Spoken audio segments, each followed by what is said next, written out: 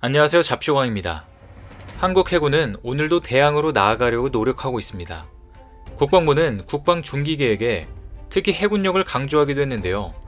이지스 구축함 추가 전력화와 연계해 3개의 기동전대로 편성되는 기동함대 사령부를 창설한다고 밝혔습니다. 기동함대 사령부는 원해까지 작전 영역을 확장하려 해상 교통로를 보호하고 우리 국민의 자유로운 해양 활동과 안전을 보장할 것입니다.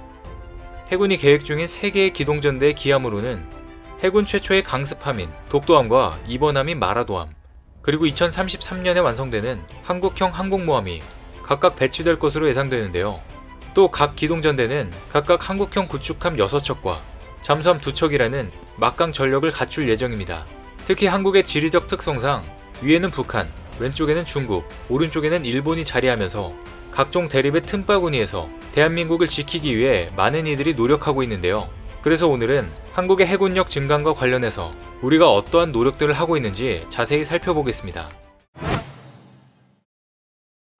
먼저 올해 1월에는 차기 호위함 FFX 배치2 이번함인 경남함이 취역했었습니다.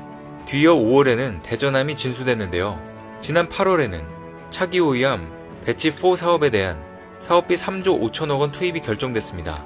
이처럼 차기 호위함 사업은 노후된 호위함과 초기함을 대체하고 전력 강화를 위해 빠르게 진행되고 있습니다.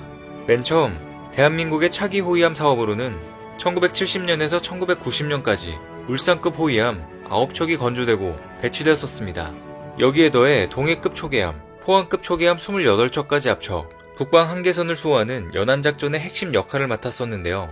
그런데 북한의 계속되는 해상 도발과 취약한 대잠, 대공 능력, 노후된 기존 함정들 대체 수요가 생기면서 업그레이드된 해상 전력에 대한 수요가 생기게 됐습니다. 그렇게 해서 1998년대 말 FFX 사업이 본격적으로 시작된 겁니다. FFX 사업에 따라 지난 2006년에서 2016년까지 차기 호위함 배치 1, 인천급 호위함 6척 모두 전력화를 완료한 상태로 FFX2인 대구급 호위함 8척도 앞으로 전력화될 예정입니다. 이어서 FFX3는 호위함 6척, FFX4 호위함 6척 등 총 26척의 호위함이 우리 해군의 밑바탕이 될 예정인데요. 단계별 자주국방을 위해 시작된 차기 호위함 사업은 연안 방어와 대공 탐지 능력을 골고루 갖췄기 때문에 숫자가 높아질수록 전투력이 강해지고 국산화 비율 또한 높아집니다. 배치 1부터 배치 4까지 갈수록 점점 더 팔 수 있는 능력이 늘어나고 성능이 높아지는 것입니다. 실제로 최근 진수직을 마친 대구급 호위함의 경우 잠수함을 잡을 정도의 전투력을 갖춘 것으로 알려졌습니다. 포항함의 경우 롤스로이스 가스터빈 엔진과 MTU 디젤 발전기를 사용해 얻은 전기 모터를 돌려 추진력을 얻는 하이브리드 추진 방식이 적용되는데요. 뿐만 아니라 5인치 함포와 함께 해성 함대함 미사일 CIWS 펠렁스 청상호 경어뢰까지 탑재했고 전방 갑판에는 16발의 미사일을 탑재할 수 있는 한국형 수직 발사기가 있습니다. 여기에는 해군 대함 유도탄 방어 미사일이나 홍상호 장거리 대자모래, 전술 함대지 유도 미사일 등을 탑재할 수 있으며 헬기 한 대와 고속단정 2대도 실을 수 있습니다. 또한 포항함이 과거 호위함, 초계함과 다른 점은 해상과 공중, 수중으로부터의 모든 위협에 대처할 수 있다는 것입니다. 실제 포항함은 탐지거리 250km인 3D 레이더와 적외선 전자광학 탐지 장비, 선체 고정식 음향 탐지기와 예인 음향 탐지기를 갖춰 적의 기습 공격에 당할 가능성이 크게 줄어들었습니다. 이처럼 한국 호위함의 업그레이드된 성능에 동남아에서 구매하겠다고 난리가 났는데요. 특히 필리핀에서 한국의 호위함을 좋아하고 있습니다. 한국 호위함으로 중국을 때려잡겠다고 벌써부터 관심이 지대한 상황입니다. 주요 외신에 따르면 필리핀은 중국과의 해상 영유권 분쟁으로 활약할 해 공군 전력이 메이드 인 코리아가 주력이거나 주력이 될 예정입니다. 실제로 현재 필리핀 해군이 그레고리오 델 필라급으로 명명해 3척을 운영하고 있는 3000톤급 호위함은 우리나라 한화 시스템이 개량을 통해 호위함으로 탈바꿈시킨 군함입니다. 또 델 필라급 다음으로 강력한 전투함인 콘라도 얌급은 포항급 초계함인 충주함이 공유된 것으로 핵심 연안 초계 전력으로 활약 중인 보니 세라노급 고속정도 참수리급 고속정을 넘겨받은 것입니다. 현재 필리핀으로부터 가장 큰 사랑을 받고 있는 무기도 현대중공업이 필리핀에 인도한 차세대 호위함 호세 리잘급입니다. 이는 외국산 퇴역 전투함만 사용하던 필리핀군이 처음으로 보유하게 된 미사일 호위함으로 필리핀이 주문한 외국산 무기 중 최고가를 자랑하지만 한국산 무기라 묻지도 따지지도 않았습니다. 지난해 말 공식 추억한 호세 리잘의 첫 번째 임무는 민팩 훈련에 필리핀 해군의 얼굴로 참가하는 거였는데요. 두테르테 필리핀 대통령의 엄지손가락도 치켜 세우게 만들기도 했습니다. 실제 두테르테 필리핀 대통령은 한국이 만든 군함이 넘버1이라며 호세 리잘을 민팩 훈련에 파견해 필리핀 해군을 대표하려고 한 것으로 알려졌는데요. 선체뿐만 아니라 전투체계까지 필리핀 정부에서 인정받으면서 한국 방위산업계가 소프트웨어적 측면에서도 경쟁력이 있음을 입증받았습니다. 그런데 최근 중국에서도 최신형 울산급 배치 3를 두고 아시아 최강의 호위함이라며 두려움에 떨고 있는 것으로 전해졌습니다. 최근 중국 군사 전문 매체 지나 밀리터리는 동아시아 최강의 호위함이 나타났다며 울산급 배치 3 호위함이 아시아 최강의 호위함 중 하나가 될 것이라고 보도했습니다. 울산급 배치 3 호위함은 한국 해군이 도입하는 3,500톤급 신형 호위함 6척 건조 사업 중 첫 번째 함정으로 길이 129m, 너비 15m, 무게 3,500톤의 대형 몸체를 자랑합니다. 지난 밀리터리는 한국 최신형 호위함이 세계를 선도하는 레이더 기술을 탑재했다며 3차원 위상 배열 레이더에 S밴드와 X밴드를 통합한 개념은 미국도 실용화하지 못한 것이라고 극찬했습니다. 실제로 울산급 배치 3 호위함은 360도 전방위 탐지와 추적 대응이 가능한 사명 고정형 다기능 위상 배열 레이더를 탑재해 대공 방어 능력이 크게 강화됐습니다. 한국 호위함의 스펙에 중국이 벌써부터 긴장하고 있는 것으로 보이는데요. 그런데 이제 그보다 더 강력한 호위함이 나올 것으로 보입니다. 대한민국 해군의 허리 역할을 하는 호위함이 한층 더 강력한 성능의 울산급 배치 4로 개발될 예정이기 때문입니다. 방사청에 따르면 우리 군은 울산급 호위함을 완전히 대체할 신형 호위함을 오는 2032년까지 3조 5,100억 원을 투입해 개발하기로 했습니다. 울산급 배치 4 사업은 1980년대부터 40년 동안 사용해온 울산급 호위함을 대체하는 4단계 사업의 마지막입니다. 이에 따라 기존보다 더 강력한 대공 탐지 능력과 생존성 능력을 갖출 것으로 보입니다. 우리 군은 그 어느 때보다 더 적극적으로 함대 규모와 역량을 늘려나가며 해상전력 증강에 박차를 가하고 있는데요. 반면 중국의 해상전력은 점점 더 나락으로 가고 있습니다.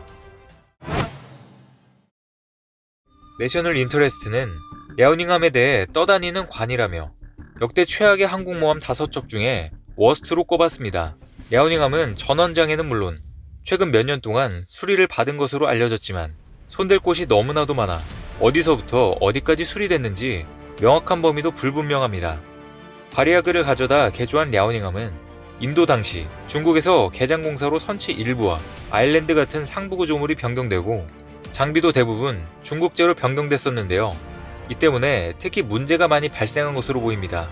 실제로 랴오닝함은 도입 당시 전자장비나 전투체계가 철거된 채 도착했고 중국은 개조공사를 통해 중국산 레이더를 탑재하고 이를 위해 아일랜드 구조물을 절반이나 철거했다가 다시 제작하기도 했습니다. 심지어 구소련의 바리아그함은 장거리 대함미사일 P-700을 장착했었지만 중국 해군에서는 관련 발사대도 철거한 것으로 알려졌습니다. 항모 기술이 없는 중국이 이렇게 손을 대니 결국 망작이 탄생한 것 같은데요. 이렇게 중국은 처참한 건조 능력을 갖고 있지만 자꾸 중국 군함들의 서해 침범이 늘고 있는 등 우리 군을 황당하게 만들고 있습니다. 해군에 따르면 지난해 중국 군함이 우리 관할구역 안으로 들어온 것은 210회로 올해 8월까지는 총 190회로 집계되면서 점점 선을 넘고 있습니다. 우리 해군 관할구역임을 중국도 알고 있지만 자신들의 해군력을 과시하기 위해 이 같은 행위를 하고 있는 것으로 보이는데요. 실제로 중국은 서해를 자기 앞마당처럼 활용하겠다는 전략을 세우는 등 호시탐탐 서해를 노리고 있습니다. 진짜 한번 매운맛을 봐야 정신을 차릴 것 같은데요. 결국 이러한 중국을 때려잡기 위해서는 한국의 항공모함이 답인 것 같습니다.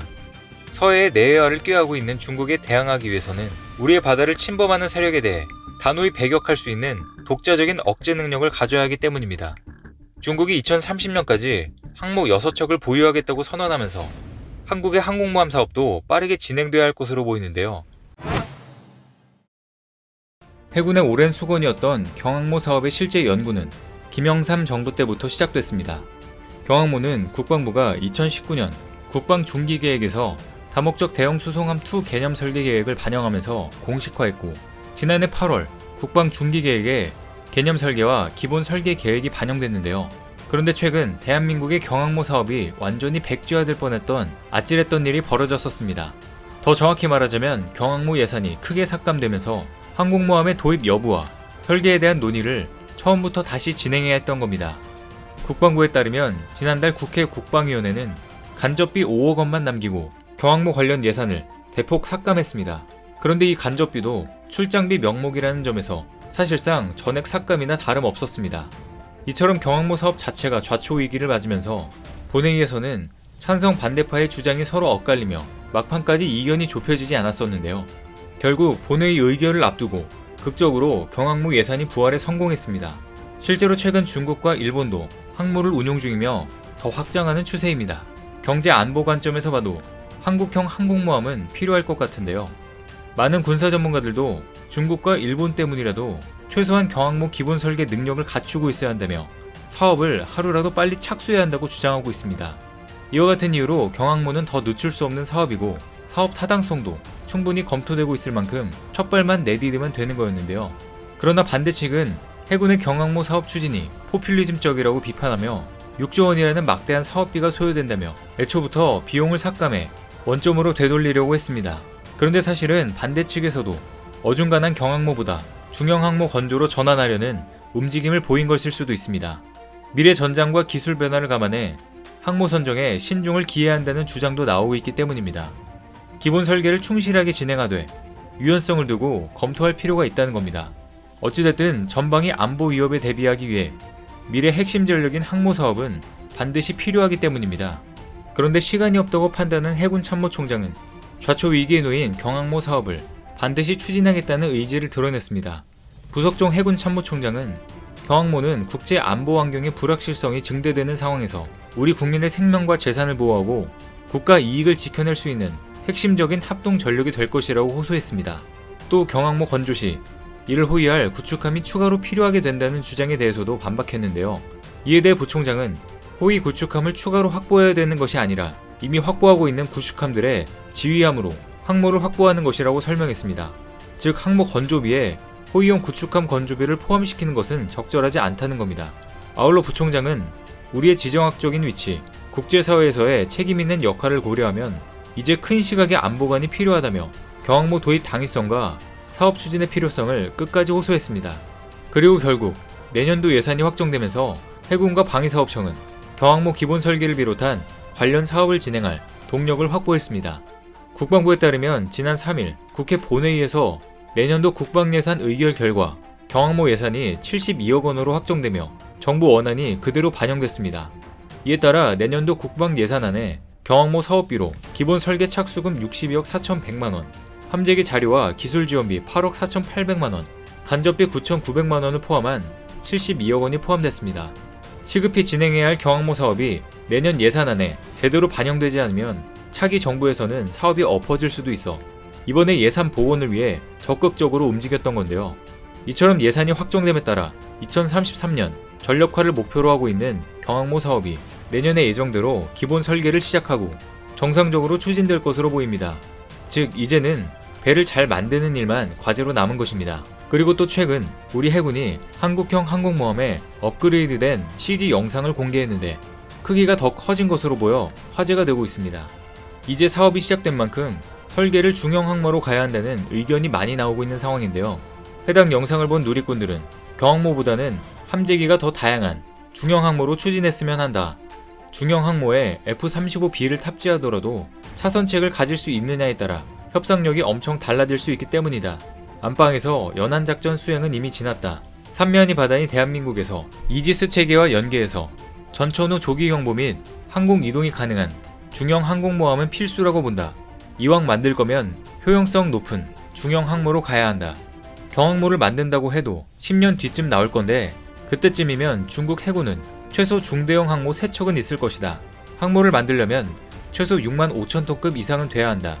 시간이 걸리더라도 7만 톤급으로 가야 한다 등 정규 항모로 가야 한다는 목소리가 많았습니다. 그런데 해당 영상에 등장한 항모는 미국의 아메리카급 강습 상륙함과 비슷해 보이는데요. 아메리카급은 미 해병대의 신형 항공기 MV-22B 오스프리와 F-35B를 운용하기 위해 크기가 더 커졌으며 더 크고 넓은 비행갑판을 갖추고 있습니다. 그 결과 와스프급이 20여 대의 항공기를 사용한 반면 아메리카급은 30대 이상의 각종 항공기를 운용할 수 있게 됐습니다. 우리 해군이 아메리카급 강습 상륙함과 비슷한 형태의 항공모함을 만든다면 전술 교리도 미군이 사용하고 있는 것과 유사하게 될 가능성이 높습니다. 아메리카급 강습 상륙함은 항공모함이라고 불릴 만큼 크기도 상당합니다. 실제로 지난 2014년에 추역한 아메리카급은 길이 257m, 만재 배수량 45,000톤급으로 배수량은 프랑스 해군의 핵추진 항공모함인 샤를 드골보다 3,000톤 이상이 큽니다. 사실상 항공모함이라고 불러도 될 만큼 큰 크기를 자랑하며 해외에서는 세계에서 6번째로 큰 항공모함으로 분류하기도 합니다. 미국의 경우 아메리카급 지휘 통제는 해군이 하고 F-35와 오스프리는 해병대가 운용하는 만큼 우리도 그것과 비슷하게 될 가능성이 있는데요. 그런데 최근 해병대 항공단이 48년 만에 창설되면서 실제로 이것이 이루어질 가능성이 높아졌습니다.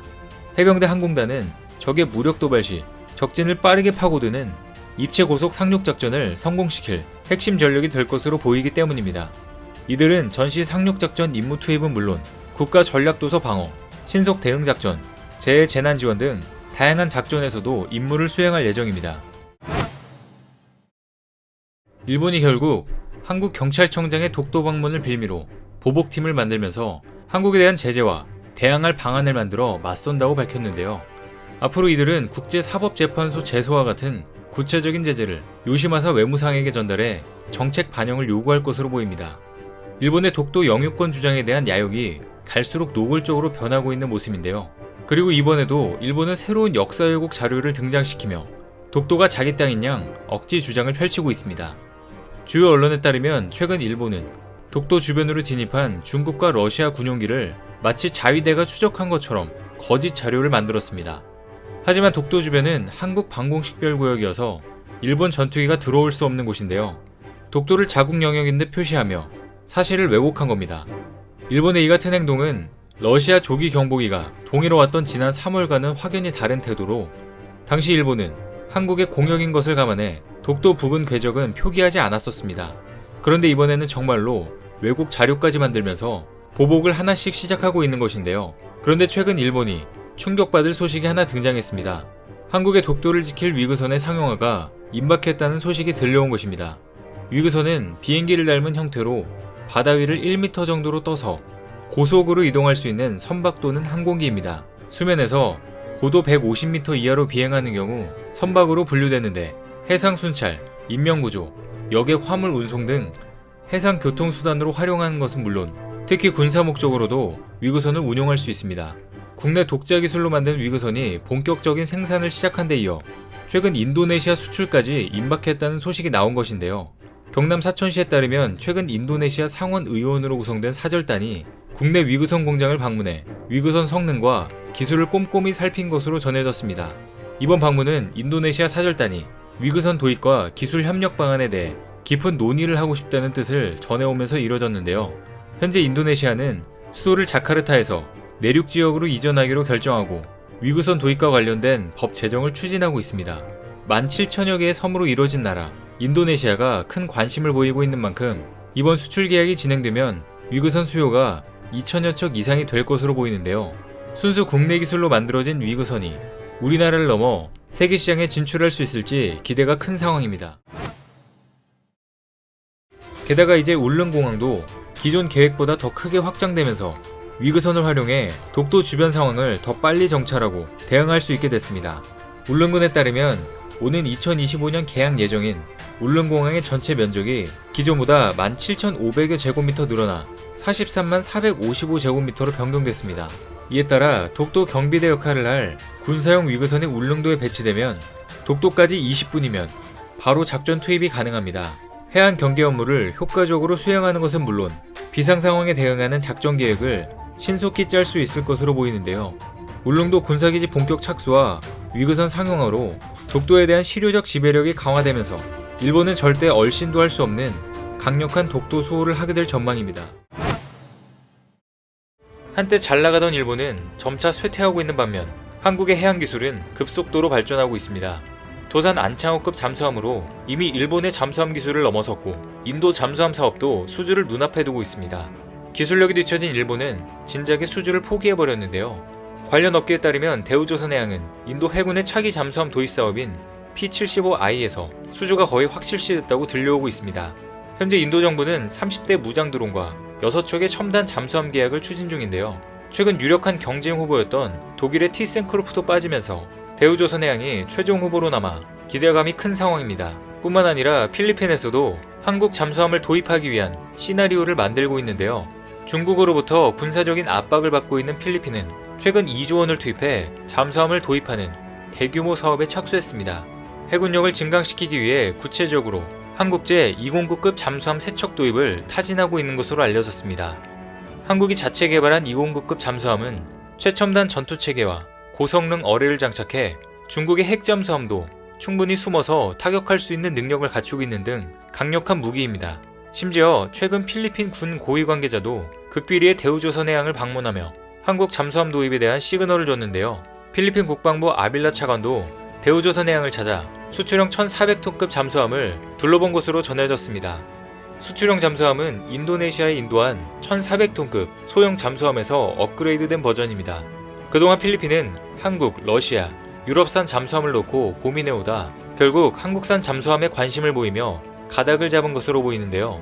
이에 따라 아빌라 필리핀 차관은 한국에 방문해 있는 동안 해군 잠수함 사령부도 찾아 한국과 필리핀 잠수함 협력 문제를 논의하기도 했습니다. 그는 필리핀 해군의 미래 잠수함 능력을 강화하기 위한 협력 분야를 거론하며 한국 해군의 잠수함 운용 노하우도 전수해달라고 부탁했습니다. 필리핀은 잠수함 분야에서 우리와 적극적인 협력 체계를 구축하길 원하는 것 같은데요. 이렇게 한국이 잠수함 분야에서도 성장할 수 있었던 것은 한국의 조선업 기술력에 기반하고 있습니다. 실제로 한국 조선업의 수주 실적은 현재도 세계 1위를 기록하며 기술력을 입증하고 있습니다. 대우조선해양의 경우 지난해 각종 대외 기술 포상을 휩쓸며 기술 경쟁력을 드러냈는데요. 실제로 국내에서 개발돼 상용화에 성공한 기술을 선정해 포상하는 대한민국 기술대상에 대우조선해양이 국내 최초로 해외로 수출한 DSM이 1400톤급 수출 잠수함이 뽑혔습니다. 뿐만 아니라 세계 인류 상품으로 DSM이 1400톤급 수출 잠수함과 세계 최대 크기의 24000TEU급 컨테이너선이 포함된 극초대형 컨테이너선 등 2개 제품이 선정됐는데요. 특히 DSM이 1400톤급 수출 잠수함은 이관왕의 위협을 달성했습니다. 해당 잠수함은 2011년 인도네시아 국방부로부터 1조 3천억 원의 수주에 국내 최초 잠수함 수출, 역대 방산 수출 단일 계약 사상 최대 규모라는 기록을 세웠습니다. 한국의 조선산업은 기술력과 연구개발 분야의 우수성을 공식적으로 인정받으며 승승장구하고 있는 것으로 보입니다. 심지어 이제는 일본에서도 국내 조선사의 고부가 가치 선박을 잇따라 발주하고 있는데요. 기술력 부분에서 일본보다 한국이 월등히 앞섰기 때문에 이 같은 상황이 나타나고 있는 것입니다. 작년에 국방부가 공개한 국방중기계획에 한국의 원자력 추진 잠수함에 대한 내용이 등장하면서 많은 이들의 이목을 집중시켰습니다. 국방중기계획은 향후 5년간 군사력 건설과 전략 운용 계획을 담는 중요한 계획입니다. 당시 국방중기계획은 국군 창설 이래 꿈꿔온 전략무기 도입이 발표되어 더욱 주목을 받은 것인데요. 이전에 2017년 10월에서 2018년 4월까지 연구한 한반도에서 원자력 추진 잠수함의 유용성과 건조 가능성 연구 보고서에 따르면 국내에서 핵잠수함을 개발할 경우 7년의 시간이 필요하고 비용은 한 척당 약 1조 5천억 원으로 조사됐었는데요. 그리고 이 보고서에는 20% 이하의 전홍축 우라늄을 연료로 쓰는 원자로를 탑재한 프랑스 핵잠인 쉬프랑급을 검토하는 방안도 있었습니다. 하지만 현재는 국내 자체적으로 핵잠수함을 개발하는 방향으로 전환된 상황입니다. 실제로 한국의 기술력만으로도 한국형 핵잠을 개발하고도 남는다는 것인데요. 최근 뉴욕타임즈는 경주시 간포읍에 건설 중인 문무대원 과학연구소에서 향후 개발될 해양용 소형 모듈 원자로가 한국 핵잠수함에 활용될 수 있다는 특집 기사를 내보내면서 전 세계의 이목이 온통 한국에 집중되었습니다. SMR 소형 모듈 원자로는 크기는 작지만 고효율을 내면서 확장성이 좋은 원자로인데요. 최근 기후변화 대응책으로 원전이 다시 주목을 받으면서 전 세계적으로 소형 원전 개발 경쟁이 뜨겁습니다. 과학 선진국들이 기술 개발과 시장 선점에 뛰어들며 각축전이 치열하게 벌어지고 있는데요. 그런데 한국의 소형 모듈 원자로 SMR 기술은 세계 최고 수준이라고 해도 과언이 아닙니다. 한국은 각 선진국들이 탐내는 SMR을 2012년에 세계 최초로 개발하면서 주목을 받았었습니다. 그런데 이 한국의 높은 수준의 SMR 기술이 핵잠수함 개발에 활용될 수 있다는 기사가 나온 것입니다. 뉴욕타임스는 한국은 오랫동안 핵잠수함을 원했다. 새 원자로가 문을 열어줄 수 있다는 제목으로 기사를 내보냈습니다. 매체는 원자력 전문가들은 이 프로젝트에 한국이 오랫동안 품어온 핵잠수함 개발의 꿈을 이루어줄 잠재력이 있다고 말한다. 북한도 최근 몇 년간 SLBM을 계속해서 시험해오고 있으니 이에 대항하기 위해 한국도 핵잠수함을 원하고 있다라고 전했습니다. 그리고 많은 한국인들이 북한, 중국 등의 핵잠수함을 추적, 감시, 저지하는데 한국 자체 핵잠수함을 배치하는 것보다 더 좋은 방법은 없을 것이라고 말하고 있는데요. 또 한국의 원자로 프로젝트는 미국과 중국의 최악의 갈등 상황에 호주의 핵추진 잠수함 건조와 비슷한 시기에 이루어졌다는 점을 주목했습니다. 그리고 최근 한국과 호주는 아시아 국가 간 최대 규모의 군사협정을 발표하면서 더욱더 이 가능성을 열어두고 있는데요. 하지만 문무대왕 과학연구소의 본원인 한국원자력연구원은 개발 예정인 SMR의 핵연료는 잠수함을 염두에 두고 건설하는 것이 아니며 핵잠수함과 호환이 되지 않는 전혀 다른 설계라는 입장을 밝히고 있습니다. 지난달 한국원자력연구원은 총 3,200억 원을 투입해 2025년까지 연구소를 완공하고 2027년까지 선박용 SMR 개발을 위한 70메가와트급 원자로를 만들 예정이라고 밝혔습니다. 또 국제해사기구가 2050년까지 전세계 모든 선박의 CO2 배출량을 현재의 절반으로 줄이도록 강제했다며 선박의 기존 디젤 엔진을 CO2 발생이 없는 SMR로 교체하는 연구개발에 집중할 예정이라고 밝혔습니다. 그런데 해외의 여러 군사 전문가들은 이 원자로가 실은 한미 원자력 협정 탓에 좌절된 한국형 핵잠수함을 개발하기 위한 것이란 분석을 하고 있는 상황인데요.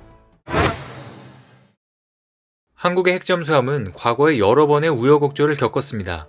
과거 1995년 소련이 무너지고 러시아로 바뀌는 과정에서 한국은 러시아 핵잠 원자로 제조사인 OKBM으로부터 관련 설계도와 기술 지원을 받아냈습니다.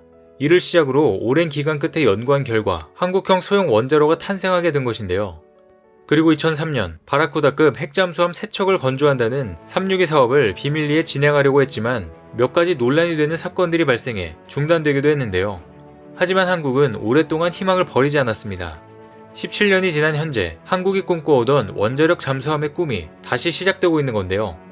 2003년 당시 디젤 잠수함도 독자적으로 설계, 제작해 본 적이 없는 우리나라가 바로 원자력 잠수함을 건조한다는 것은 대단히 어려운 일이었지만 현재 대한민국은 세계 최고의 디젤 잠수함을 건조할 수 있을 뿐만 아니라 2015년 한미 원자력 협정이 개정되면서 우라늄을 20%까지는 농축할 수 있게 된 상황인데요. 일각에선 핵물질의 군사적 이용을 금지한 한미 원자력 협정 때문에 우리나라는 원자력 잠수함을 보유, 운용할 수 없다는 주장도 제기되고 있지만 원자력 협정은 미국으로부터의 관련 기술 이전에 관한 것인 만큼 미국과 다른 방식 혹은 순수 국내 기술로 개발한다면 문제가 없다는 반론도 제기되고 있습니다. 현재 미국, 러시아 같은 국가의 원자력 잠수함은 농축도 90%짜리 우라늄을 연료로 사용하지만 프랑스의 원자력 잠수함은 농축도 20%의 우라늄을 사용했고 실전 능력도 입증된 상태인데요. 전문가들도 고농축 우라늄일 때와는 달리 교체 주기가 필요할 뿐이라면서 핵연료 조달 문제만 해결된다면 우리나라도 핵잠 보유국이 되는 게 전혀 불가능한 일이 아니다라고 전했습니다. 즉 한국도 프랑스 바라쿠다급 잠수함을 건조할 수 있다는 것입니다.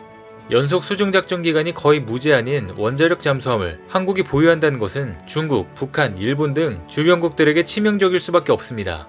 미국의 핵잠수함이 국내에 입항하면 북한과 중국이 격한 반응을 보이는 것도 이 때문입니다.